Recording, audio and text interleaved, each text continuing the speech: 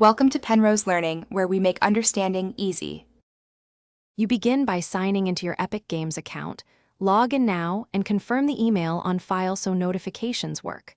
Once done, add a verified phone number if you prefer SMS. This is faster for some users. Make the decision between an authenticator app versus SMS.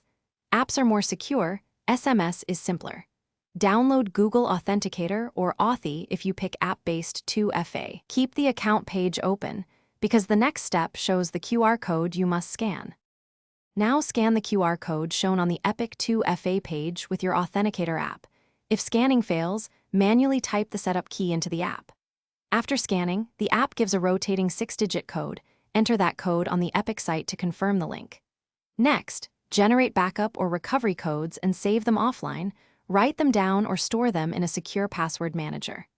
These codes let you access Fortnite if you lose your phone, so do not skip this step. Finish by linking your Epic account to consoles or PC through Fortnite's account settings so progress syncs across platforms. When you sign into Fortnite, you'll be prompted for a 2FA code.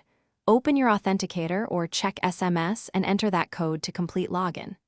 Make sure time sync is enabled on your phone if codes keep failing, and if you lose access, use one of the backup recovery codes you saved earlier. If problems persist, remove and re-add the authenticator.